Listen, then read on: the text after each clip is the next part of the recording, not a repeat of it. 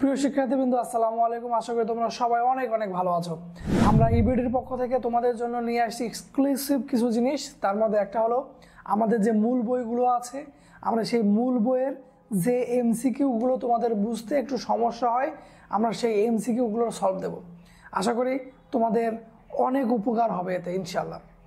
তো আজকে এরই ধারাবাহিকতায় আমরা ইসাক স্যারের বইয়ের মানে আমাদের ফিজিক্স সেকেন্ড পার্ট যেটা, সেটার তাপগতিবিদ্যা অধ্যায়ের মানে physics second part first paper এর মূল বইয়ের যে এমসিকিউগুলো আছে আমরা সেগুলো সলভ করার ট্রাই করব।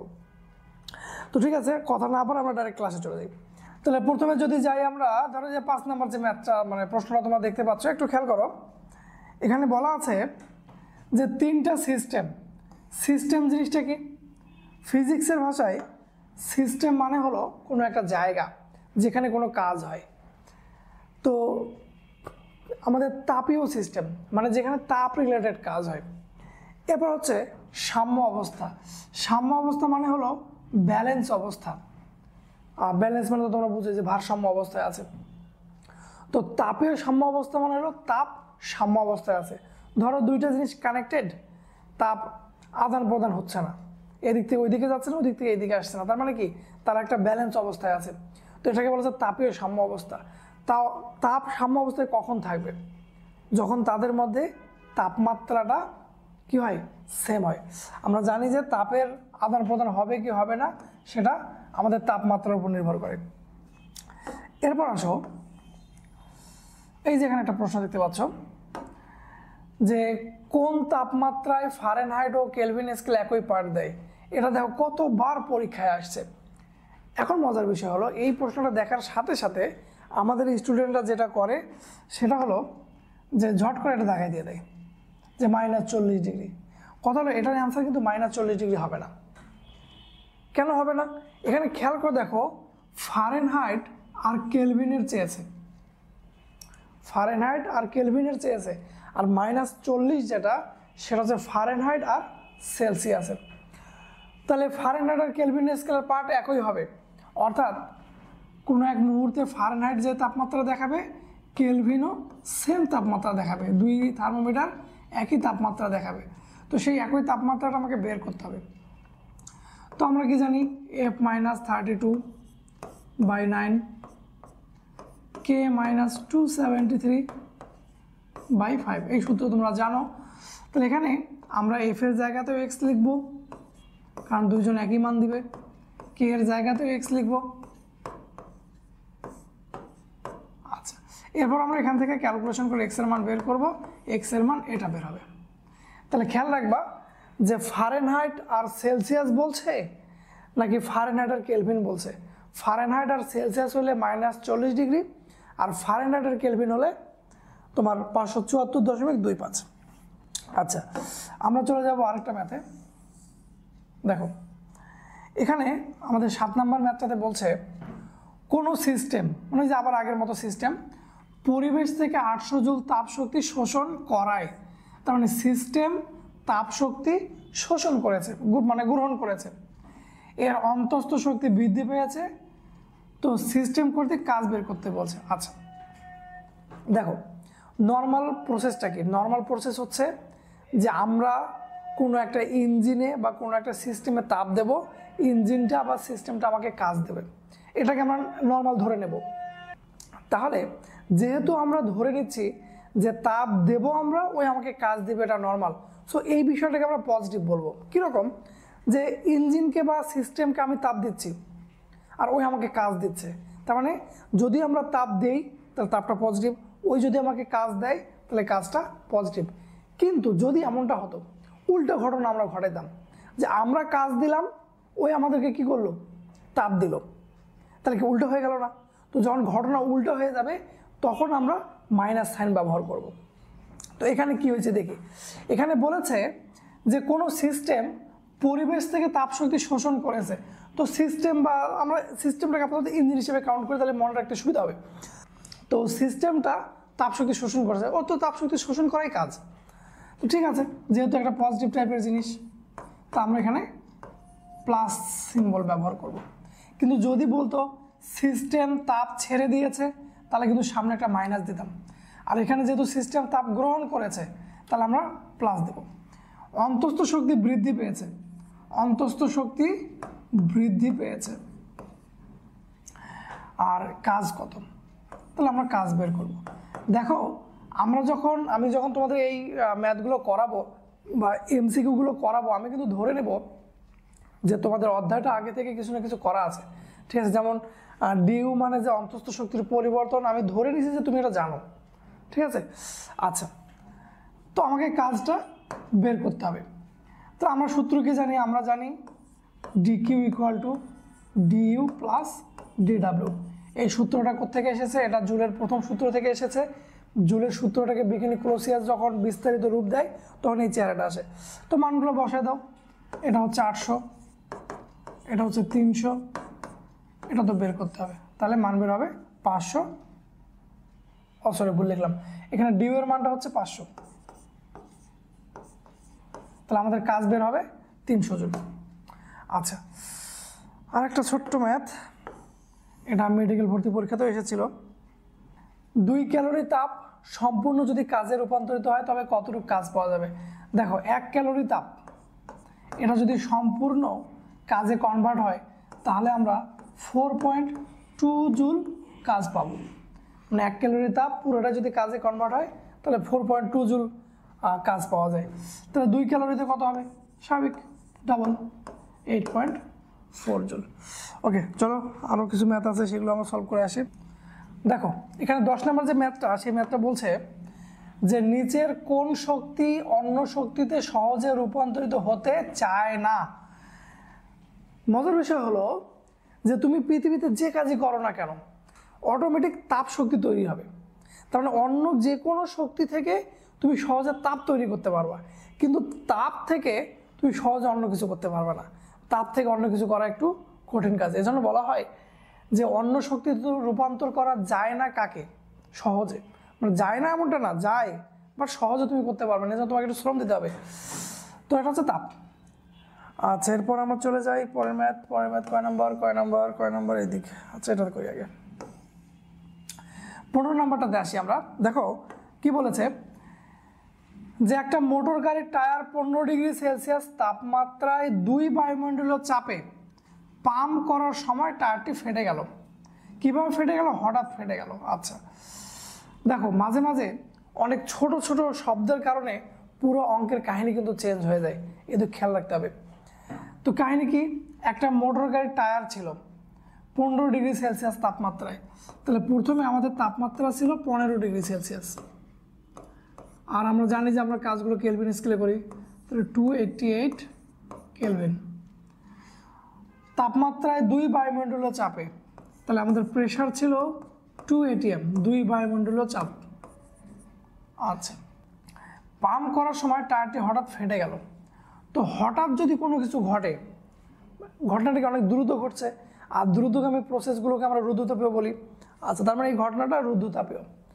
আরেকটা বিষয় হচ্ছে যে টায়ার যে ফেটে গেল, ফেটে যাওয়ার পরে এতক্ষণ থেকে তুমি যে বাতাসটা টায়ারের মধ্যে রেখেছিলা, ওই বাতাসগুলো এবার কই যাবে? টায়ারের মধ্যে থেকে যাবে? থাকবে না। ওই বাতাসগুলো কী হবে? চারপাশের পরিবেশে ছড়ায় যাবে। তার মানে এখন ওই যে বাতাসগুলো আছে এদের প্রেশার লেভেলটা আমাদের বায়ুমণ্ডলীয় লেভেলে চলে আসবে। তাহলে যখন ফেটে গেল, এই কথাটা কিন্তু প্রশ্নে বলা নাই, যখন ফেটে গেল, ফেটে যাওয়ার পরে প্রেশারটা কত হবে? ফেটে যাওয়ার পরে আমাদের প্রেশারটা হবে 1 atm। আমাদের নর্মাল যে বায়ুমণ্ডল এর সাথে তারা মিক্স হয়ে যাবে। তো প্রশ্ন হচ্ছে চূড়ান্ত তাপমাত্রা কত? চূড়ান্ত তাপমাত্রা কত? তাহলে আমাদের T2 বের করতে বলা হচ্ছে। তো T2 আমরা কীভাবে বের করব? তো আমরা এক্ষেত্রে সূত্র জানি যে T1 P1 1 minus gamma by gamma, তারপর T2 P2 1 minus gamma by gamma. এই সূত্র কেন ব্যবহার করলাম? কারণ আমরা বুঝে গেছি এটা রুদ্ধতাপীয় প্রক্রিয়া, চাপের কাহিনী থেকে আমাকে তাপমাত্রা বের করতে হবে। তাহলে T2 is equal to T1 into, তাহলে এটা এসে ভাগ হয়ে যাবে পাশে, P1 P2 1 মাইনাস, দেখো গামার মান প্রশ্নে দেওয়া নেই, যখন প্রশ্নে গামার মান উল্লেখ থাকবে না তখন আমরা মধ্যম পন্থা অবলম্বন করব। আমরা সাধারণত 3 প্রকার গামার মান ব্যবহার করে থাকি। তো মাঝামাঝি হচ্ছে 1.4। তাহলে এটা হচ্ছে 288। প্রেশার প্রথমে ছিল 2 atm, পরে হয়ে গেছিল 1 atm to the power -0.4 by 1.4। আমরা একটু ঝট করে ক্যালকুলেটর চাপ দিয়ে দেখবো রেজাল্টটা কত আসে। 236.256। এই যে রেজাল্ট আমার বের হলো এটা কেলভিন স্কেলে। তো রেজাল্ট কি কেলভিনে দেওয়া আছে? প্রশ্ন সব সেলসিয়াসে আছে, তাহলে আমাকে এটাকে সেলসিয়াসে কনভার্ট করতে হবে। কীভাবে কনভার্ট করা যায় কেলভিন থেকে সেলসিয়াস? 273 বাদ দিয়ে দাও, তাহলে -36.74 এবার হবে ডিগ্রি সেলসিয়াস। তাহলে আমরা আমাদের প্রশ্নের অ্যান্সার পেয়ে গেছি যে উদ্দীপকের চূড়ান্ত তাপমাত্রা কত। উদ্দীপকের চূড়ান্ত তাপমাত্রা হচ্ছে আমাদের -36.74। আচ্ছা, এখন কাহিনী বলছে উদ্দীপকের টায়ারটি ফেটে যাওয়ায় তাপমাত্রা কত কমে যাবে। তাপমাত্রা আগে কত ছিল? 15, এখন কত? আচ্ছা, এই যে 36.74 এটা অপশনে যেহেতু ছিল না, এজন্য কিন্তু 37 আমরা দেখাই নিছি, সবচেয়ে কাছাকাছি যেটা। আচ্ছা, আগে ছিল 15, এখন ধরো 36, মানে 36.74 অথবা 37, তাহলে ডিফারেন্স কতটুকু হলো? তো দুটো বিয়োগ করলে তো পাওয়া যায়, 37ই ধরি, তাহলে 52। আচ্ছা, তো যাক আমরা পরবর্তী ম্যাথে চলে যাই। দেখো আমাদের এখানে একটা ম্যাথ আছে যে একটা জলপ্রপাত মানে কি? সাধারণত আমরা ঝর্ণা যেটাকে বলি সেটা। জলপ্রপাত 900 মিটার উঁচু, তার মানে আমাদের 900 মিটার উঁচু জলপ্রপাত টোটালটা। কি হচ্ছে? যদি ধরা হয় পতিত পানির গতিশক্তির অর্ধেক তাপে রূপান্তরিত হয়, তাহলে এখান থেকে যে পানিটা পড়ছে সেই পানিটা তো, পানির মধ্যে তো আছে বিভব শক্তি, সেটা আস্তে আস্তে কিসে কনভার্ট হচ্ছে? একদম গতিশক্তিতে কনভার্ট হচ্ছে।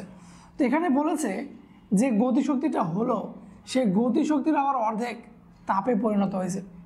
তাহলে আমাদের শক্তি আছে mgh, সেটা কনভার্ট হচ্ছে গতিশক্তিতে।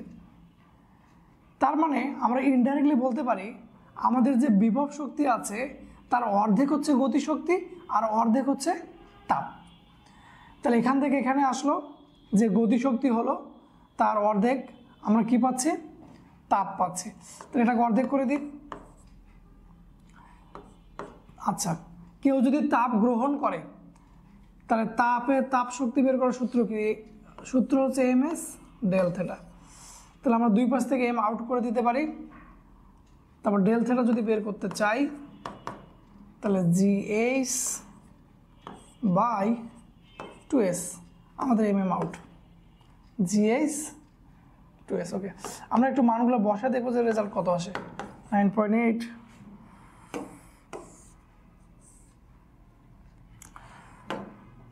9.8 ইন্টু 900 বাই 2 ইন্টু এস মান হচ্ছে 42, যেহেতু পানির কথা বলা আছে। আমরা একটু রেজাল্টটা বের করে দেবো কত আসে।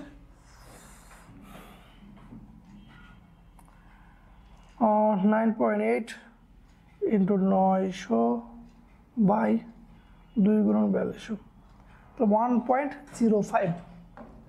যেহেতু এটা তাপমাত্রার পার্থক্য 1.05, এটা তুমি ডিগ্রি সেলসিয়াসও বলতে পারো, 1.05 কেলভিনও বলতে পারো, কারণ তাপমাত্রার পার্থক্যের বেলায় সেলসিয়াস স্কেল এবং কেলভিন স্কেল একই মান দেয়। আচ্ছা, এখানে একটু ছোট্ট ঝামেলা আছে, সেটা হলো আমাদের বইয়ে যে অ্যান্সারটা দেওয়া আছে সেটা কিন্তু 10.5 দেওয়া আছে, কিন্তু আমাদের কত বের হয়েছে? 1.05। তো বইয়ে এরকম টুকটাক মিস্টেক থাকতে পারে, সমস্যা নেই। আচ্ছা, পরবর্তীতে চলে যাই। দেখো, একটি ফুটবলের অভ্যন্তরে বায়ুর আয়তন 20 লিটার, চাপ 2 atm, বলটি হঠাৎ ফেটে গেল। বলটা যদি হঠাৎ ফেটে যায় তাহলে গ্যাসগুলো সরায় যায়, মানে ফুটবলের ভিতরে যে বায়ুটা আছে ফেটে গেলে সেই বায়ুগুলো বাইরের পরিবেশে চলে আসে।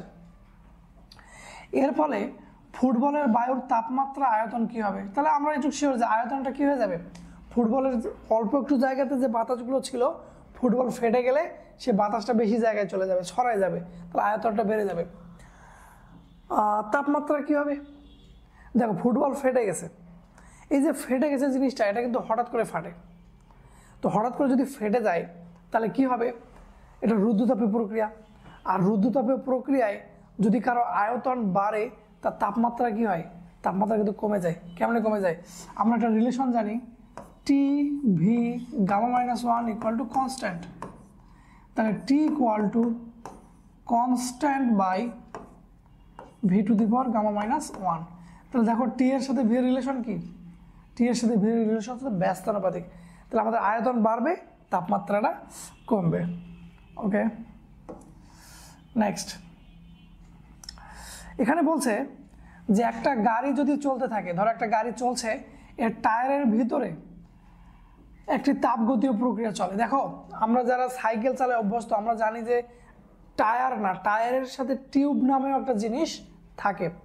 কিন্তু মাথায় রাখবা যে যেগুলো গাড়ি, অনেক গাড়ি কিন্তু টিউবলেস আছে, মানে ওখানে টিউব ব্যবহার করা হয় না, ওখানে যে বাতাসটা সেটা টায়ারের মধ্যেই আবদ্ধ রাখা হয়। আচ্ছা, তো এই জন্য পরীক্ষায় টায়ার কথাটা ডাইরেক্ট বলতে পারে, আবার টিউব কথাটাও বলতে পারে। তো গাড়ি যদি চলতে থাকে, দেখো তোমার টায়ারের ভিতরে যে বাতাসটা আছে ওটা যদি লিক হয়ে যায় তাহলে বাতাসটা আস্তে আস্তে ধীরে ধীরে বের হবে, এটাকে বলবো আমরা সমষ্ণ প্রক্রিয়া। আর টায়ারটা যদি হঠাৎ বাস্ট হয়ে যায় তো স্বাভাবিক রুদ্ধতাপীয় প্রক্রিয়া। আর এখানে কিছুই হয়নি, গাড়ি জাস্ট চলছে, তাহলে এখানে হলো সম আয়তন প্রক্রিয়া। যে তুমি যদি টিউব বা টায়ারের যে কোনো এক জায়গায় চাপ দাও, ওই জায়গাটা সংকুচিত হবে বাট পাশে ফুলে যাবে। এক জায়গায় চাপ দিচ্ছ, ওটা জায়গাটা সংকুচিত হলো কিন্তু পাশে কি হয়ে যাবে? ফুলে যাবে। আলটিমেট পুরো টিউবের যে আয়তনটা সেটা সবসময় সেম থাকবে। ওকে, আমরা নেক্সট চলে যাই। 1 কাপ গরম চায়ে একটি ঠান্ডা চামচ ডুবানো হলো, কি হবে? তো গরম চায়ে তুমি যদি ঠান্ডা চামচ ডুবাই দাও তাহলে চামচটা গরম হবে। আর কেউ গরম হওয়া মানে কি? তার টেম্পারেচার বেড়ে যাওয়া। আর যদি কারোর টেম্পারেচার বেড়ে যায় তার মানে তার শক্তি বেড়ে গেল, এজন্য বলা হচ্ছে অন্তঃস্থ শক্তি বৃদ্ধি পাবে। ওকে, এই ম্যাথটা একটা ইম্পর্টেন্ট ম্যাথ। আচ্ছা, তার আগে এটা করে আসি, 21 নম্বরটা করে আসি, ওটা মিস্টেক হয়ে গেছে। কোনো গ্যাসের 2টি মোলার আপেক্ষিক তাপ। দেখো যে কোনো পদার্থের, গ্যাস বাদে অন্য যে কোনো পদার্থের আপেক্ষিক তাপ কিন্তু একটা থাকে, বাট গ্যাসের ক্ষেত্রে আপেক্ষিক তাপ থাকে 2টা। একটাকে বলা হচ্ছে সিপি, স্থির চাপে আপেক্ষিক তাপ, আর একটা হচ্ছে সিবি, স্থির আয়তনে আপেক্ষিক তাপ। তো 2টো মোলার আপেক্ষিক তাপের অনুপাত কি? সবসময় কনস্ট্যান্ট হয়, আমরা জানি। এই কনস্ট্যান্টটাকে আমরা গামা দ্বারা প্রকাশ করি। এই গামার মান আবার 3 প্রকারের হয়, 1.67, 1.4, 1.33, এক পরমাণুক, দ্বিপরমাণুক, ত্রিপরমাণুকের ক্ষেত্রে। আচ্ছা, 22 নম্বর ম্যাথটা দেখো। এই চিত্রটাতে কি বলার চেষ্টা করছে? চিত্রটাতে বলার চেষ্টা করছে এখানে একটা বস্তু আছে যার এই পজিশনে আয়তন হচ্ছে ভি, তাপ হচ্ছে কিউ। এখন কিছুক্ষণ পরে আমরা এই বস্তুতে কিছু তাপ বাড়াই দিলাম, দেখো কিছু তাপ বাড়াই দিয়েছে, ডিকিউ লেখা আছে, ডিকিউ লেখা আছে, তার মানে এখানে কিছু তাপ অ্যাড করা আছে। এবং এটাও দেখাচ্ছে চিত্রে যে কিছু কাজ হয়েছে 2 জুল। এরপরে কি হয়েছে? এরপরে দেখো এই মুহূর্তে যে পরিমাণ ডিকিউ, এখানেও সেম পরিমাণ ডিকিউ, মানে তাপের পরিমাণটা আমরা সেম দেখতে পাচ্ছি, বাট আয়তন ভি আর এখানে আয়তন কত? কিছুটা বৃদ্ধি লাগছে, আর 2 জায়গায় তাপমাত্রা সেম লাগছে। প্রশ্ন দেওয়া আছে যে ডিকিউ এর মান হচ্ছে 5, এ থেকে বিতে অন্তঃস্থ শক্তির পরিবর্তন কত, মানে ডি ইউ এর মান কত? আর এখানে আরেকটা তথ্য দেওয়া আছে ডি ডাব্লিউ, 2 যেটা চিত্রে দেওয়া আছে।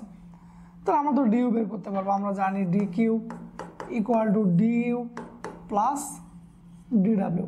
তাহলে এখান থেকে ডিউটা বের করে নাও, তাহলে ডি কিউ 5, ডি ডাব্লিউটা পাশে মাইনাস হয়ে যাবে 2, তাহলে 3। আচ্ছা, এখানে দেখো অপশনে কিন্তু +3ও আছে, অপশনে +3ও আছে, -3ও আছে। আর আমি তো একটু শিওর যে অভ্যন্তরীণ শক্তির পরিবর্তন 3, এখন প্লাস না মাইনাস এটা আমি কীভাবে চেক করব? দেখো এখানে তাপমাত্রা 20, এখানে 80, তাপমাত্রা বৃদ্ধি পেয়েছে, তাহলে অন্তঃস্থ শক্তি কি? বৃদ্ধি পাওয়া লাগবে। আর কোনো কিছু বৃদ্ধি পাচ্ছে বুঝাইতে পরিবর্তন পজিটিভ রাখতে হয়। তাহলে এখানে অ্যান্সারটা, সঠিক অ্যান্সার হবে আমাদের 3 জুল। ওকে, নেক্সট ম্যাথে চলে যায়। নেক্সট ম্যাথ করে, যদি 3 অবস্থা, এটা কিন্তু আগের ম্যাথের সাথে কানেক্টেড, না আগের ম্যাথটার পরের অংশ। যদি 3 অবস্থায় সিস্টেমটির অন্তস্থ শক্তি ইউএ ইউবি ইউসি হয়, দেখো এ পজিশনে তাপমাত্রা ছিল 20, তারপর ছিল 80, তারপর ছিল 80, তাহলে দুই জায়গায় তাপমাত্রা সেম। তো পদার্থের তাপমাত্রা যদি সেম থাকে তাহলে অভ্যন্তরীণ শক্তির কোনো পরিবর্তন হয় না। তাহলে এখানেও যে অভ্যন্তরীণ শক্তি, এখানেও সেই অভ্যন্তরীণ শক্তি, আর এখানে তাপমাত্রা কম, তাহলে এদের তুলনায় এর অভ্যন্তরীণ শক্তি কি অবশ্যই কম। তাহলে এটার জন্য অ্যান্সার হচ্ছে আমাদের এটা, যে ইউসি আর ইউবি এর অভ্যন্তরীণ শক্তি সেম হবে, কারণ ওদের টেম্পারেচার সেম, আর এদের দুইজনের অভ্যন্তরীণ শক্তি এর তুলনায় একটু বেশি হবে। ওকে, নেক্সট 24 নম্বর ম্যাথটা দেখো, এখানে গামার মান দেওয়া আছে। এই যে এই প্রশ্নটা, মানে এটা ঢাকা ভার্সিটির খুবই ফেভারিট একটা প্রশ্ন, মানে পারলে এরা প্রতি বছরই দেয়, এমন একটা ওদের মানে আগ্রহ এই ম্যাথটার প্রতি।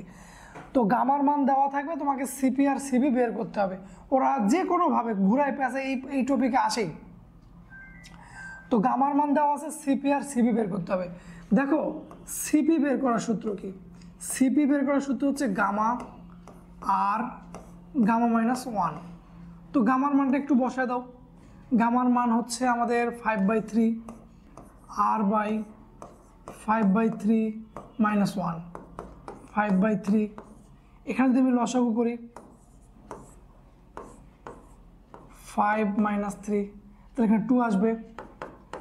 5/3 3/2 আর, তাহলে 5/2 আর। অপশনে কি আছে 5/2 আর? অপশনে কিন্তু সিপির মান 5/2 আর নাই, তার মানে এটা অ্যান্সার আমাদের হবে না, 1 নম্বরটা হচ্ছে না। এরপরে আমরা সিবি ট্রাই করব।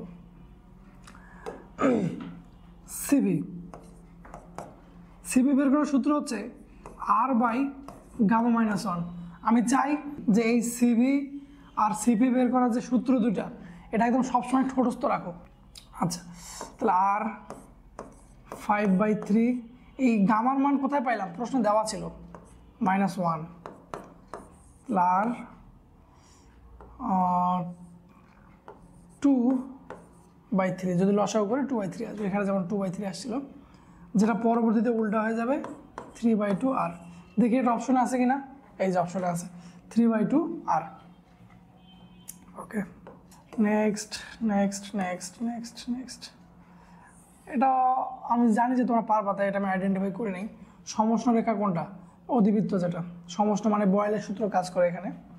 দেখো রুদ্ধতাপীয় সংকোচনে সিস্টেমের তাপমাত্রা বাড়ে না কমে? আমরা রুদ্ধতাপীয় প্রক্রিয়া একটু আগেই দেখে আসলাম যে আয়তনের সাথে সম্পর্ক হচ্ছে এরকম, যে ব্যস্তানুপাতিক। তাহলে সংকোচন মানে কি?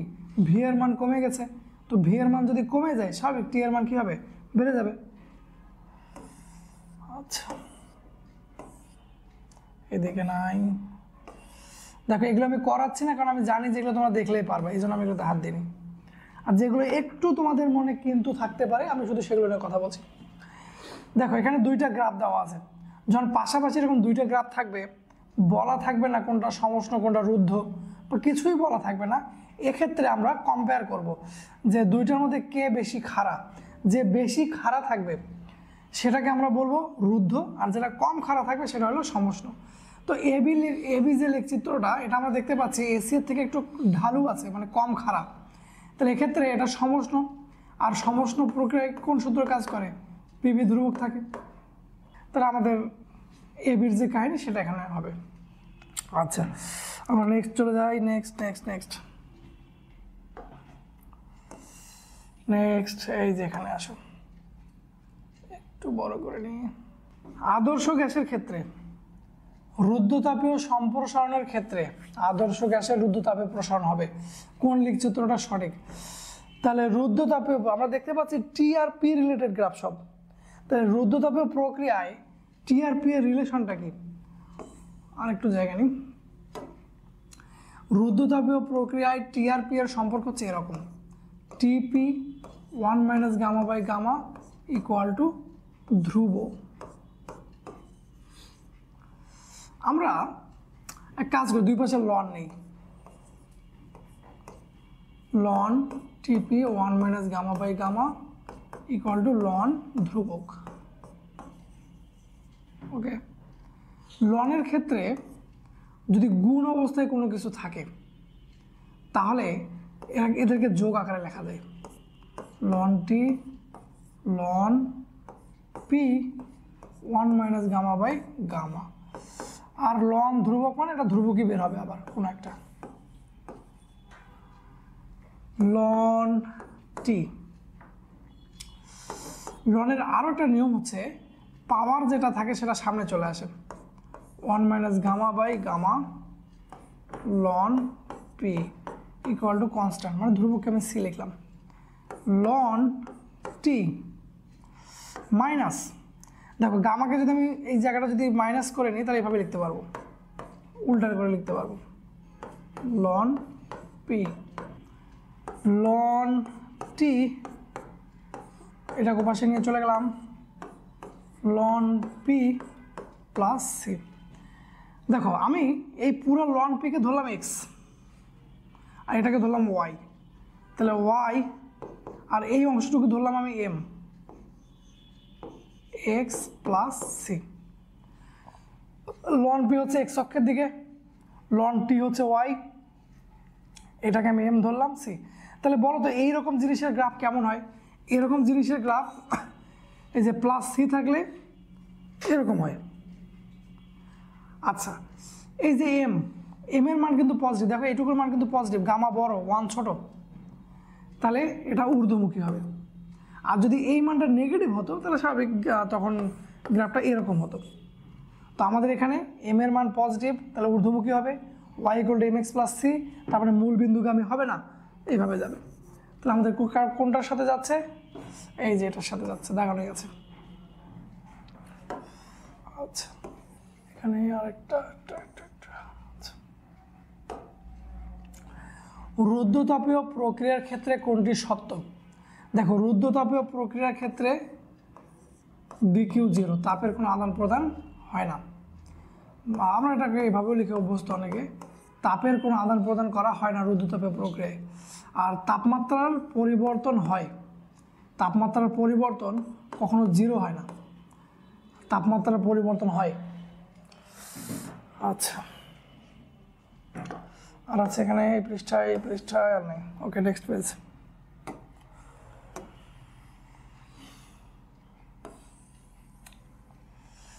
একটা ছোট প্রশ্ন, যে মোলার তাপ ধারণ ক্ষমতা, মোলার তাপ যে আমরা যে আপেক্ষিক তাপের ম্যাথগুলো করি, আমরা আপেক্ষিক তাপের যে ম্যাথগুলো করি সেই ম্যাথগুলো আমরা এই সূত্র দিয়ে করি, যে Q equal to M S del theta, অনেকে লেখে ডেল টি। তো এস ব্যবহার করা হয় যদি তুমি হিসাবগুলো কেজিতে করো, মানে বস্তুর ভরটাকে তুমি যদি কেজিতে নাও, এটাকে বলে আপেক্ষিক তাপ। আর তুমি যদি কাজটা মোলে করো তাহলে কিউ সমান এম, সরি ভুল লিখলাম, যদি মোলে করো, যদি তুমি মোলে করো, আচ্ছা তাহলে হবে এন সি ডেল থেটা বা ডিটি, যে যেটা লেখে, ঠিক আছে, এন সি ডিটি। যদি তুমি মোলে করো তাহলে এখানে আসবে সি, যদি তুমি কেজিতে করো তাহলে আসবে এস। তো তাহলে এখানে আমি সি সমান কী লিখতে পারবো? Q by C DT. কোথায় আছে? আচ্ছা, রে কি লিখছি আমি, একটু উল্টাপাল্টা, এখানে হবে এন, তাহলে সি সমান, এটা হলো মোলার আপেক্ষিক তাপ, ঠিক আছে। যখন বলবে মোলার আপেক্ষিক তাপ তাহলে আমাদের সূত্র হবে এটা। এখন প্রশ্নে কি আপেক্ষিক তাপ বলেছে? না, বলে নাই। প্রশ্নে কি মোলার আপেক্ষিক তাপ বলেছে? তাও বলে নাই, বলেছে মোলার তাপ ধারণ ক্ষমতা। তো মোলার তাপ ধারণ ক্ষমতার বিষয়টা হলো যে যদি আমরা এই সূত্রটাই ব্যবহার করি, কেজিতে করি, এবং সেটা তাপ রিলেটেড কোনো ঘটনা হয়, তাহলে মানে কেজিতেই আবার করা হচ্ছে, তখন সেটাকে মোলার তাপ ধারণ ক্ষমতা বলা হয়। মানে যদি তোমার শুধু আপেক্ষিক তাপ বলে তাহলে এমএস ডেল থিটা সূত্র দিয়ে আমরা চিন্তা করব। যদি বলে যে মোলার আপেক্ষিক তাপ তাহলে এনসিডিটি দিয়ে করার চেষ্টা করব। সি সরাসরি হচ্ছে তোমার মোলার আপেক্ষিক তাপ। আবার কখনো কখনো দেখবা যে মোলার তাপ ধারণ ক্ষমতা বলেছে, তাহলে সেক্ষেত্রে আমাদের মানে এনের জায়গায় আমরা আবার সেই কেজিতে কনভার্ট হয়ে যাব, তখন সেটাকে বলা যায় মোলার তাপ ধারণ ক্ষমতা। আচ্ছা, তারপর তারপর তারপর তাপগতিবিদ্যার দ্বিতীয় সূত্র। তাপগতিবিদ্যার দ্বিতীয় সূত্র মূলত এন্ট্রপির সূত্র, এটা সোজা হিসাব।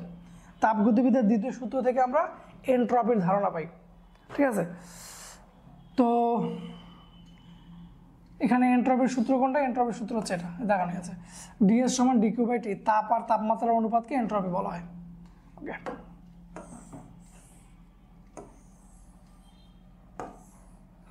এই পৃষ্ঠাতে আচ্ছা 2-3টে আছে।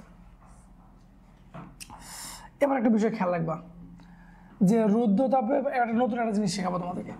রুদ্ধতাপীয় প্রক্রিয়ায় গামার মান দেওয়া আছে, দ্বিপরমাণু গ্যাস চাপ বৃদ্ধি করেছ, গ্যাসের আয়তন কতটুকু কমবে। এই পরীক্ষাটা মাঝে মাঝে এরকম জিনিস আসবে যে একটার মান দিয়ে আরেকটার পরিবর্তন চাইবে, বলবে এর পরিবর্তন এত পার্সেন্ট, ওর পরিবর্তন কত পার্সেন্ট। আমাদেরকে বিভিন্ন সময়ে এই প্রশ্নের সম্মুখীন হইতে হবে, তো এটা খুব ভালো করে তোমরা মনে রাখবা। কাহিনী কি, তোমাকে বলবে এর এত পার্সেন্ট পরিবর্তন হলে ওর কত পার্সেন্ট পরিবর্তন হবে, বাড়বে না কমবে, ঠিক আছে। যে কোনো জায়গা থেকে তোমাকে প্রশ্ন করতে পারে। তো এক্ষেত্রে আমরা যাদের মধ্যে সম্পর্কটা দেওয়া আছে তাদের সূত্রটাকে খুঁজে বের করব। রুদ্ধতাপীয় প্রক্রিয়া, রুদ্ধতাপীয় প্রক্রিয়া চাপ আর আয়তনের সম্পর্ক, তাহলে আমরা জানি PV gamma equal to constant. দেওয়া আছে কার মান? চাপের মান। বের করতে হবে কার মান? আয়তনের মান। তাহলে আয়তন সমান কি হয় আগে সেটা আমরা বের করে নেব। সি পি, ভি আলাদা করে নাও।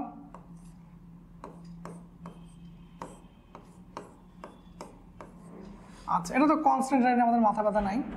তাহলে দেখো ভি আমরা বের করার জন্য এই সূত্র ব্যবহার করতে পারি। এখন খেয়াল করো, পি এর শতকরা পরিবর্তন দেওয়া আছে, এটা কিন্তু আমি শর্টকাট শেখাচ্ছি তোমাদেরকে। পি এর শতকরা পরিবর্তন দেওয়া আছে 0.5% বৃদ্ধি। তাহলে 5% যেহেতু বৃদ্ধি, এ যদি বৃদ্ধি পায় এ তাহলে কীভাবে? স্বাভাবিকভাবে ব্যস্তানুপাতিক সম্পর্ক আমরা দেখতে পাচ্ছি, তাহলে এ কমে যাবে। এর মান বৃদ্ধি পাইলে এর মানটা কমে যাবে। আচ্ছা, গ্যাসের আয়তন কমবে কতটুকু সেটা আমাকে বের করতে হবে। তাহলে এতে সমস্যা কতটুকু? এর সমস্যা হচ্ছে 0.5%। আমাদের যে পি সেখানে সমস্যা 0.5%, আর এর সাথে পাওয়ারটা শুধু গুণ করে দিতে হবে। তাহলে 0.5% ইন্টু পাওয়ার হচ্ছে 1/গামা। দেখো পাওয়ার হচ্ছে 1/গামা। তাহলে তোমাকে পরীক্ষায় যদি এরকম কিছু দেয় যে একজনের পার্সেন্টেজ দেওয়া আছে, আরেকজনের পার্সেন্টেজ বের করতে বলেছে, তাহলে আমরা কি করব? যার পার্সেন্টেজ দেওয়া আছে তার পার্সেন্টেজের সাথে তার নিজেরই পাওয়ার গুণ করে দেব, তাহলে আমরা আরেকজনের ত্রুটি পেয়ে যাব। এটাকে ত্রুটি বলা হয়, ভুলও বলা হয়, বা পরিবর্তনও বলা হয়, বিভিন্ন নামে ডাকা হয়। তাহলে 0.5 ইন্টু 1/1.4, এই প্রশ্নে গামার মান দেওয়া আছে 1.4। তাহলে মানটা বের করে দেখো কত আসে। মানটা আশা করি 0.36 আসবে। আচ্ছা, এবার আসো, একটা তাপ ইঞ্জিন কার্যকর বস্তু 600 কেলভিন তাপমাত্রায় উৎস থেকে এত তাপ গ্রহণ করে, উৎস থেকে তাপ গ্রহণ করে, শীতল আধারে এত তাপ বর্জন করে, দক্ষতা কত? তাহলে তাপ গ্রহণ করেছে কতটুকু? তাপ গ্রহণ করেছে 1200, যেটা গ্রহণ করে উৎস থেকে সেটা Q1। তাপ ছেড়ে দিয়েছে কতটুকু? তাপ ছেড়ে দিয়েছে 300 জুল। তাহলে দক্ষতা কত? এটা তো একদম সিম্পল ম্যাথ, 1 - Q2/Q1 ইন্টু 100%। আমি এটা করাচ্ছি না, এটা তোমরা দেখে নিও। শীতল আধারের তাপমাত্রা কত? তাহলে আমরা আরেকটা ছোট সূত্র জানি যে Q1/T1 Q2/T2।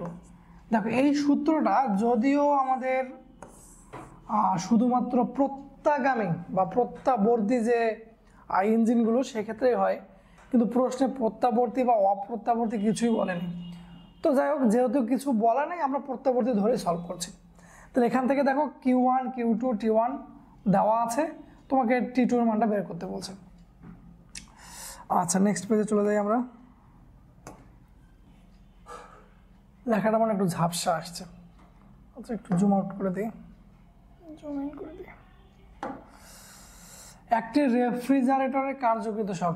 দেখো, রেফ্রিজারেটর আর ইঞ্জিন এই দুটো কিন্তু বিপরীত জিনিস, ঠিক আছে। রেফ্রিজারেটরের কার্যকৃত শক দেওয়া আছে K = 2.5, খুবই ভালো।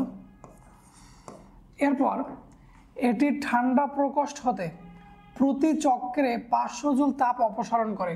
তাহলে রেফ্রিজারেটরের যে ভিতরের ঠান্ডা অংশটা, মূল খাবারের যে জায়গাটা, সেখান থেকে সে তাপ অপসারণ করে কতটুকু, এটাকে নাম দিয়েছি আমরা Q1, 500 জুল। আচ্ছা, ভালো কথা। প্রতি চক্রে কাজ কত? আমরা ইঞ্জিনে কি জানি? আমরা ইঞ্জিনে দেখি যে আমরা তাপ দেই, ইঞ্জিন কিছু কাজ করে। তো কত শতাংশ কাজ করে? যে Q1 কাজ করে W, 1 কত, 100 কত, এখানে এভাবে আমরা এর দক্ষতাটা বের করে থাকি। আর রেফ্রিজারেটরে উল্টো ঘটনা ঘটানো হয়। আমরা এখানে বাইরে থেকে কাজ দিই, ওই আমাকে ফ্রিজ থেকে তাপ বের করে দেয়। তাহলে কতটুকু, মানে কত শতাংশ তাপ বের করে দিল, এটা বের করতে হলে কী করা উচিত? তাহলে আমরা কাজ দিলাম W, সে আমাকে তাপ দিল Q1। তাহলে প্রতি এককে, মানে প্রতি একক যুগ কাজে সে কতটুকু তাপ বের করতে পারে? প্রতি একক কাজে সে যতটুকু তাপ অপসারণ করতে পারে ফ্রিজের ভেতর থেকে বা ঠান্ডা জায়গা থেকে, সেটাকে আমরা বলি কার্যকৃত শক। তাহলে প্রশ্নে খেয়াল করে দেখো, আমাদের Q1 এর মান দেওয়া আছে, কে দেওয়া আছে। তাহলে W সমান কত? Q1/K। তাহলে Q1 এর মান হচ্ছে 500/2.5, তাহলে আনসার হবে 200। ওকে। 0.01 কেজি পানিকে 0 ডিগ্রি সেলসিয়াস থেকে 10 ডিগ্রি সেলসিয়াসে নিয়ে যাব। উত্তপ্ত করা হলো, এন্ট্রপির পরিবর্তন কত? পরীক্ষায় এন্ট্রপির পরিবর্তন কত কথাটা বলা থাকতে পারে, অথবা ডিরেক্ট বলতে পারে এন্ট্রপি কত। তো এন্ট্রপি কখনো সিঙ্গেল ইউজ হয় না, সবসময় এন্ট্রপির পরিবর্তনই আমরা বের করতে পারি। তাহলে এন্ট্রপির পরিবর্তন বের করার সূত্র কি? MS, যদি তাপমাত্রা চেঞ্জ হয়, আমরা এন্ট্রপি বের করার দুইটা সূত্র জানি, MS ln T2/T1 একটা। আর যদি তাপমাত্রার পরিবর্তন না হতো তাহলে সেক্ষেত্রে হতো mL/T। যাক, আমাদের এখানে যেহেতু তাপমাত্রার পরিবর্তন হয়েছে আমরা এটা দিয়ে করব। M এর মান কত? 0.01। S এর মান কত? যেহেতু পানি তাহলে 4200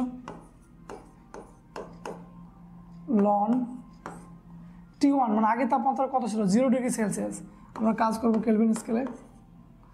তারপরে যে 10 ডিগ্রি সেলসিয়াস, তো এগুলো ক্যালকুলেটরে বসা দাও, তুমি রেজাল্ট পেয়ে যাবা। আচ্ছা, আমি এটা করে দিচ্ছি না। কার্নোচক্রের প্রথম ধাপের ক্ষেত্রে, কার্নোচক্রের মোট ধাপ কয়টা? 4টা। প্রথম ধাপের ক্ষেত্রে নিচের কোনটি সঠিক? প্রথম ধাপ কি? সমষ্ণ প্রসারণ। যেহেতু এটা সমষ্ণ প্রক্রিয়া, তাহলে তাপমাত্রা স্থির থাকবে। তাহলে কার্নোচক্রের প্রথম ধাপে আর 3 নাম্বার ধাপে আমাদের কি বলে সমষ্ণ প্রক্রিয়ায় কাজ হয়। তো এই জন্য এই ধাপগুলোতে আমাদের তাপমাত্রা স্থির থাকবে। আর 2 নাম্বার এবং 4 নাম্বার যে ধাপ, আমাদের তো মোট 4টাই ধাপ, 2 নাম্বার আর 4 নাম্বার ধাপ হচ্ছে রুদ্ধতাপীয়, তো এটাতে এন্ট্রপি স্থির থাকবে।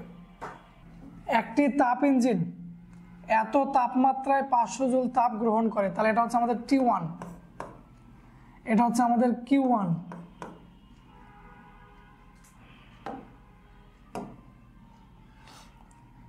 এত তাপমাত্রায় তাপ বর্জন করে, তাহলে এটা হচ্ছে আমাদের T2, এটা হচ্ছে আমাদের T2। কিছু সময় পর তাপগ্রাহকের তাপমাত্রা 177 ডিগ্রি সেলসিয়াস করা হলো। চাই কি? ইঞ্জিন কর্তৃক সম্পাদিত কাজের পরিমাণ। তাহলে আমাকে T1 দেওয়া আছে, T2 দেওয়া আছে। তাহলে T1 আর T2 থেকে T1 দেওয়া আছে, T2 দেওয়া আছে। তো দেখো, আমরা জানি Q1/T1, Q2/T2। তাহলে Q1 এর মান কত দেওয়া আছে? Q1 হচ্ছে 500, T1 কত দেওয়া আছে 327, 327-এর সাথে 273 যোগ করো 600 হবে, তাও শিওর হয়নি। 327 যোগ 273, ঠিক আছে 600 হবে। Q2 কত জানি না, T2 কত, T2 হচ্ছে 27 ডিগ্রি সেলসিয়াস, তার মানে 300। তো এখানে যদি আমরা Q2-র মান বের করি, তাহলে Q2-র মান বের হচ্ছে 250। আর এই Q2টা হলো যে আমরা কতটুক তাপ বর্জন করছি। তো আমরা তাপ গ্রহণ করেছি 500 জুল, বর্জন করেছি 250 জুল, তাহলে কাজে লেগেছে কতটুক, স্বাভাবিক দুইটার বিয়োগফল। দুই অবস্থায় ইঞ্জিনের কর্মদক্ষতা। আচ্ছা, এক্ষেত্রে T1টা ছিল আমাদের 600 আর এটা ছিল 300, তাহলে এই অবস্থায় একটা দক্ষতা বের হবে। আবার পরবর্তীতে আমাদের T1 ওটাই ছিল, 600ই ছিল, কিন্তু T2টাকে চেঞ্জ করা হয়েছে। T2টা কত করা হয়েছে, তাপগ্রাহক যেটা, সেটা হচ্ছে 177 করা হয়েছে। এটার সাথে 273 যোগ করে দাও, 177 যোগ 273, 450। ওকে, তাহলে এখানকার দক্ষতা ভাগ এখানকার দক্ষতা, দুই দক্ষতা বের করে আমরা অনুপাত করব। তাহলে 1 মাইনাস T2/T1, 300/600। এর ক্ষেত্রে 1 মাইনাস T2/T1, 450 ভাগ 600। তাহলে আমরা ক্যালকুলেটরে ফেলে দিলে ডিরেক্ট অ্যান্সার বের হয়ে যাবে অনুপাতটা। করেই ফেলি, দেখি পুরোটার মান কত আসে। 1 মাইনাস, এটা হচ্ছে 0.5 বাই 1 মাইনাস 2। ওকে ওকে ওকে, তাহলে অনুপাত বের হলো আমাদের 2। আচ্ছা, আমরা এখন চলে যাব নেক্সট পেজে, আর অল্প কয়েকটাই আছে, আর একটু ধৈর্য ধরে ক্লাসটা করো। 20 ডিগ্রি সেলসিয়াস তাপমাত্রায় 20 কেজি পানিকে 100 ডিগ্রি সেলসিয়াস তাপমাত্রার বাষ্প বানাবো, এন্ট্রপির পরিবর্তন কত হবে, সূত্র তাপ দেওয়া আছে। তাহলে 20 ডিগ্রি সেলসিয়াসের পানি, সেটাকে আমার বাষ্প বানাইতে হবে। কিভাবে হবে, তাহলে 20 ডিগ্রি সেলসিয়াসের পানি, প্রথমে 100 ডিগ্রি সেলসিয়াসের পানি হবে, তারপর গিয়ে 100 ডিগ্রি সেলসিয়াসের পানি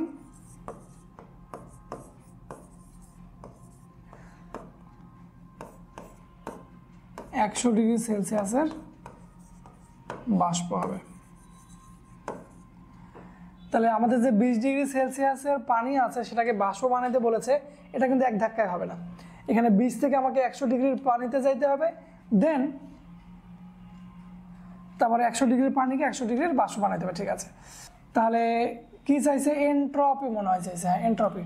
এন্ট্রপি বের করার সূত্র কি, MS ln T2/T1। আর এক্ষেত্রে এখানে তো তাপমাত্রার পরিবর্তন ছিল, এখানে কত, এখানে তাপমাত্রার পরিবর্তন হচ্ছে না, 100 ডিগ্রির পানি 100 ডিগ্রির বাষ্প হচ্ছে, জাস্ট দশা চেঞ্জ হচ্ছে, তাহলে এক্ষেত্রে হবে ML/T।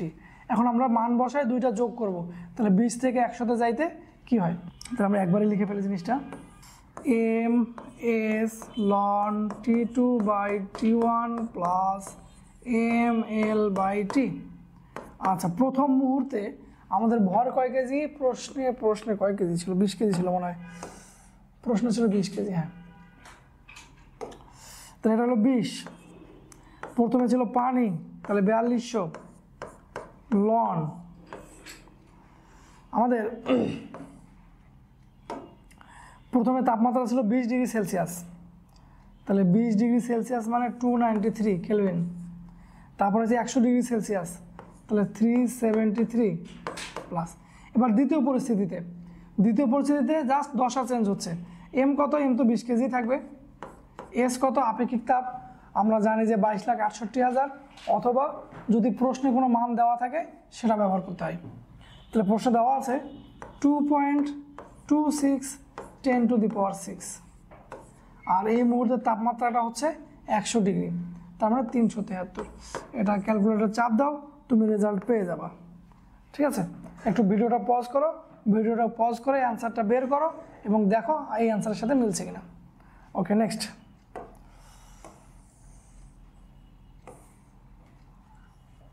আচ্ছা, এটা মুখে মুখে করা যাবে।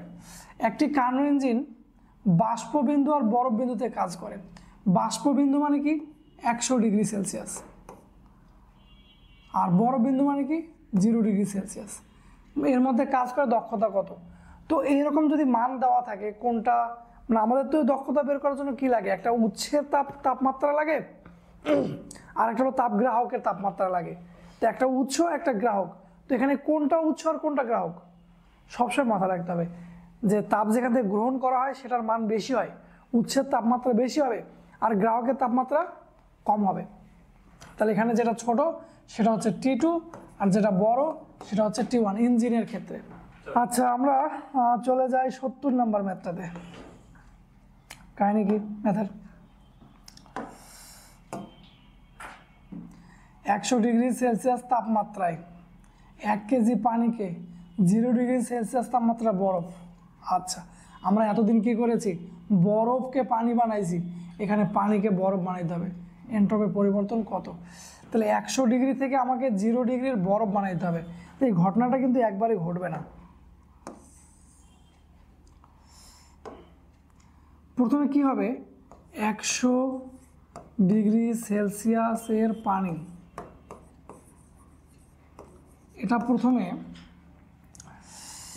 0 ডিগ্রি সেলসিয়াসের পানি হবে।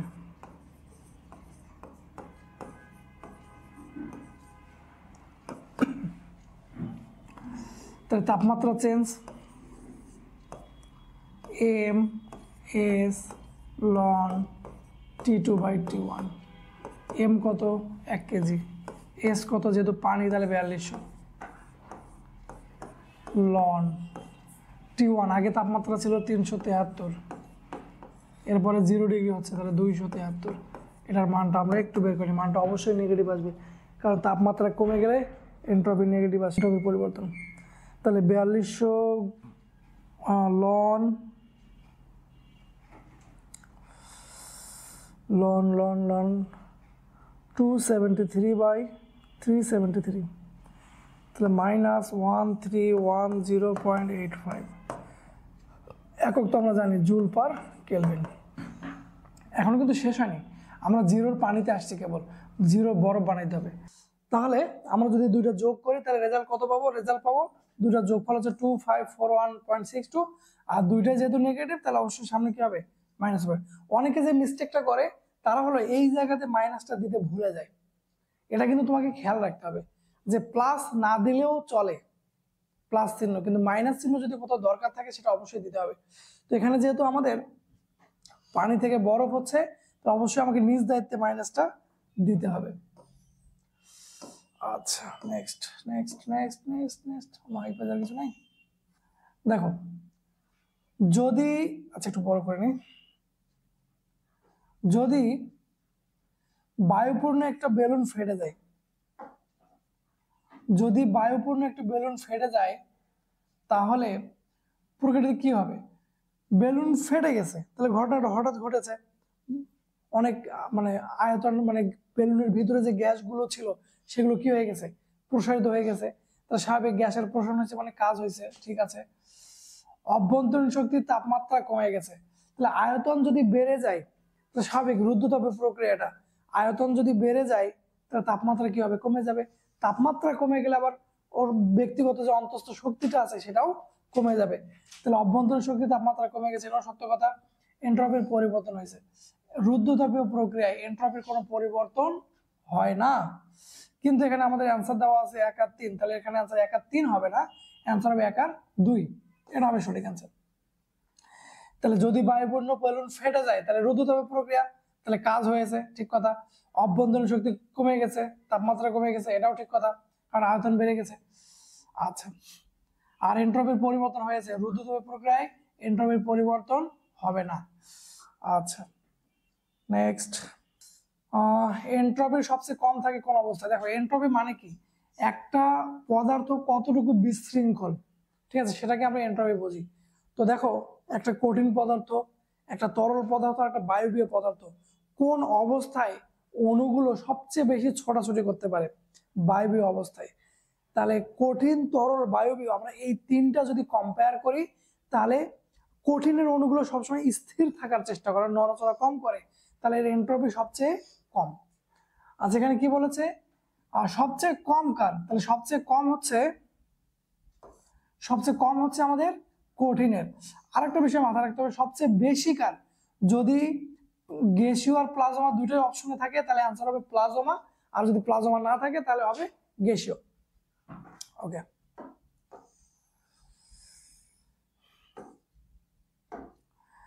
কোন তাপগতীয় প্রক্রিয়ায় একটি সিস্টেমের আয়তন বৃদ্ধি পায় কিন্তু পরিবেশের সঙ্গে তাপের আদান প্রদান হয় না। পরিবেশের সাথে যদি তাপের আদান প্রদান না ঘটে, দ্যাট মিনস এটা রুদ্ধ তাপীয়, তাপটাকে তুমি রুদ্ধ করে রেখেছো, তাপ বেরো হচ্ছে না, প্রবেশও করছে না। তাহলে এক্ষেত্রে কোনটা, যেহেতু রুদ্ধ তাপীয় প্রক্রিয়া, আয়তন বৃদ্ধি পাচ্ছে, তাহলে তাপমাত্রা কমে যাবে, তাহলে অন্তঃস্থ শক্তি চেঞ্জ হবে। তাহলে এখানে কি বলছে, সিস্টেমের অন্তঃস্থ শক্তি বাড়বে না, সিস্টেমের অন্তঃস্থ শক্তি বাড়বে না, এটা বাদ। সিস্টেমের অন্তঃস্থ শক্তি পূর্ব অবস্থায় থাকবে, মানে অন্তঃস্থ শক্তির পরিবর্তন হবে না। অবশ্যই অন্তঃস্থ শক্তির পরিবর্তন হবে, তাপের আদান প্রদান হচ্ছে না কিন্তু তাপমাত্রা তো চেঞ্জ হচ্ছে, তাহলে অন্তঃস্থ শক্তির অবশ্যই পরিবর্তন হবে। আচ্ছা, সিস্টেমটি শীতল হবে, এই যে তাপমাত্রা কমে যাবে, সিস্টেমটা কি হয়ে যাবে, শীতল হয়ে যাবে। তুমি যেহেতু আয়তন বাড়াচ্ছ, তাপমাত্রা কমে যাবে, তাহলে এটার অ্যান্সার হবে সিস্টেমটি শীতল হবে। তোমাদের বইয়ে মেবি 2 নম্বরটা অ্যান্সার দেওয়া ছিল। আর সিস্টেমের তাপমাত্রা বৃদ্ধি পাবে, এটাও ভুল, প্রক্রিয়াটি সমষ্ণ কখনোই না, যেহেতু পরিবেশের সঙ্গে তাপের আদান প্রদান হয় না, সেটা রুদ্ধতাপীয় প্রক্রিয়া। ধীরে ধীরে সংঘটিত সমষ্ণ ও রুদ্ধতাপীয় পরিবর্তনে, এটা কোনো কথা হলো? তাহলে ধীরে ধীরে সংঘটিত সমষ্ণ ও রুদ্ধ পরিবর্তন, এন্ট্রপির পরিবর্তন কত? তো রুদ্ধতাপীয় প্রক্রিয়ায় এন্ট্রপির কোনো পরিবর্তন নাই। সমষ্ণ প্রক্রিয়ায় এন্ট্রপি বাড়তে পারে, এন্ট্রপি কমতেও পারে। তাহলে এই কথাটা সত্য রুদ্ধতাপীয়র ক্ষেত্রে, এই কথা দুটো সত্য আমাদের সমষ্ণ প্রক্রিয়ার ক্ষেত্রে। তাহলে আমার মতে অ্যান্সার হচ্ছে এটা, মানে এখানে প্রশ্নটা যে প্যাটার্নে করা আছে, এখানে সমষ্ণের কথা বলা আছে, রুদ্ধতাপীয়র কথা বলা আছে। তো রুদ্ধতাপীয় প্রক্রিয়াতে এন্ট্রপি স্থির থাকে, তাহলে ডেল এস এর মান 0। আবার সমষ্ণ প্রক্রিয়া যদি আমরা তাপ দেই, ঠিক আছে, আবার যদি তাপ বের করে নেই, তাহলে একবার এন্ট্রপি বাড়বে, একবার এন্ট্রপি কমবে। সো এখানে তিনটাই সঠিক, তাহলে অ্যান্সার হবে ঘ। একটি আদর্শ গ্যাস একটি তাপ অন্তরক, এই দেখো তাপ অন্তরক, তার মানে তাপ আদান প্রদান হবে না, রুদ্ধতাপীয় প্রক্রিয়া। তাপ অন্তরক আবরণ যুক্ত দৃঢ় পাত্রে শূন্য মাধ্যমে প্রসারিত হলো, মানে আয়তন বাড়লো, তাহলে কি হবে, অন্তঃস্থ শক্তির কোনো পরিবর্তন হয় না, না বল।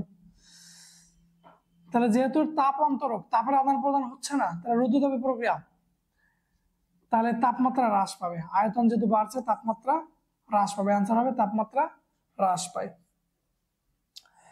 আর দ্বিপরমাণু গ্যাসের ক্ষেত্রে সিপি সিবি, দ্বিপরমাণু সিপি ভাগ সিবি মানে হলো গামা, আর দ্বিপরমাণু গ্যাসের ক্ষেত্রে গামা হচ্ছে 1.4 বা 1.41 বলে। পিভি ধ্রুবক, এটা বয়েলের সূত্র, বয়েলের সূত্র কাজ করে তাপমাত্রা স্থির থাকলে, আর তাপমাত্রা স্থির থাকে সমষ্ণ প্রক্রিয়ায়।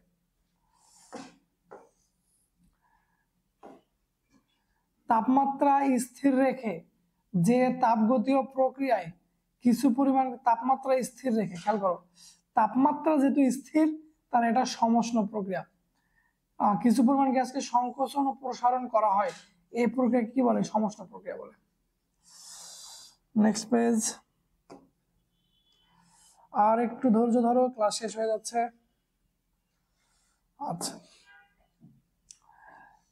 127 ডিগ্রি সেলসিয়াস তাপমাত্রায় কোনো নির্দিষ্ট পরিমাণ গ্যাস হঠাৎ সংকুচিত হয়ে এত আয়তন হলো, তাহলে তাপমাত্রা কত ছিল, 127 ডিগ্রি সেলসিয়াস, এর সাথে তুমি 273 যোগ করে এটাকে কেলভিন মানে নাও। আচ্ছা, হঠাৎ সংকুচিত হয়ে আয়তন এত হলো, তাহলে আগের আয়তন যদি আমি ধরি ভি, তাহলে নতুন আয়তন হবে v/3, 3/1 আয়তন লাভ করে। তাপমাত্রার পরিবর্তন কত, তাহলে এখান থেকে আমরা ক্যালকুলেশন করে T2 এর মানটা বের করতে পারবো। তাহলে T2 V2 gamma -1 T1 V1 gamma minus 1। তাহলে এখানে আমরা আগে T2টা বের করে নিই।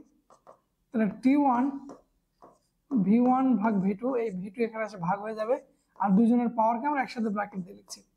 এখানে T2 এর মান পাবো। তো প্রশ্নে কি T2 চেয়েছে? প্রশ্নে চেয়েছে তাপমাত্রার পরিবর্তন। তাহলে তাপমাত্রার পরিবর্তন মানে কি? পরিবর্তন জাস্ট T2 মাইনাস T1 করে দাও, তুমি তাপমাত্রার পরিবর্তন পেয়ে যাবা। আর খেয়াল রাখবা, তাপমাত্রার পরিবর্তন এখানে তোমার যেটা বের হবে কেলভিন স্কেলে বের হবে, আর পরিবর্তন কেলভিন স্কেলে সেলসিয়াস স্কেলে একই মান। সো একই মান আসা লাগবে, মানে একই মান আসবে আর কি।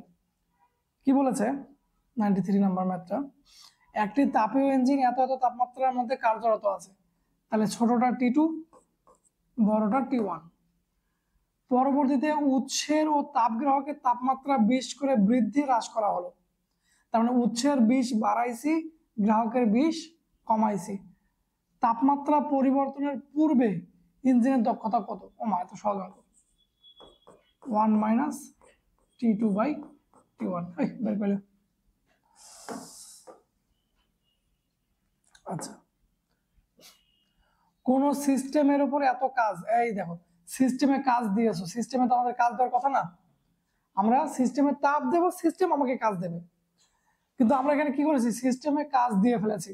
তো এই কাজের মানটা হবে আমাদের নেগেটিভ মাইনাস 500। সিস্টেম হতে এত জুল তাপ বের হয়ে গেছে, এটাও উল্টা ঘটনা ঘটেছে, সিস্টেম থেকে তাপ বের হয়ে গেছে, এটাও মাইনাস হবে। অন্তস্থ শক্তি ডিইউ কত? তা আমরা কি জানি, ডিকিউ ডিইউ ডিডাব্লিউ। তাহলে ডিইউ সমান ডিকিউ মাইনাস ডিডাব্লিউ। তাহলে ডিকিউ হচ্ছে মাইনাস 300, ডিডাব্লিউ হচ্ছে মাইনাস 500,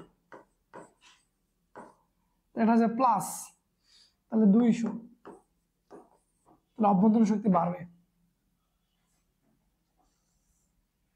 আচ্ছা, আরেকবার হিসাব করে দেখি।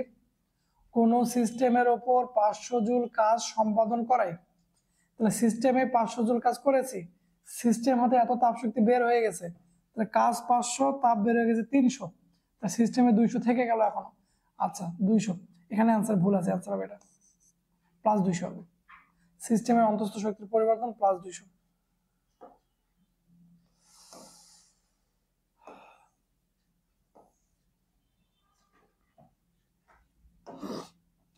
কোন গ্যাসের জন্য রুদ্ধতাপীয় লেগ বেশি খাড়া? রুদ্ধতাপীয় লেগ কত গুণ খাড়া আমরা জানি, গামা গুণ খাড়া, এটা পরে আসছি আমরা। যার গামার মান বেশি সে বেশি খাড়া হবে। তো গামার মান বেশি কার? এক পরমাণু গ্যাসের 1.67। তাহলে এর মধ্যে এক পরমাণু গ্যাস কোনটা? হিলিয়াম। সমষ্ণ প্রক্রিয়ায় একটি সিলিন্ডারের মধ্যে রাখা কিছু গ্যাস, কোন প্রক্রিয়া? সমষ্ণ। কিছু গ্যাস এত কাজ সম্পাদন করলে গ্যাস কর্তৃক সূচিত তাপ, আমরা সমষ্ণ প্রক্রিয়ায় জানি যে কাজ আর তাপ সেম, যা কাজ তাই তাপ। সমষ্ণ প্রক্রিয়ায় যা কাজ দেওয়া হয় পুরোটাই তাপে কনভার্ট হয়, তাহলে 800 হবে आंसर।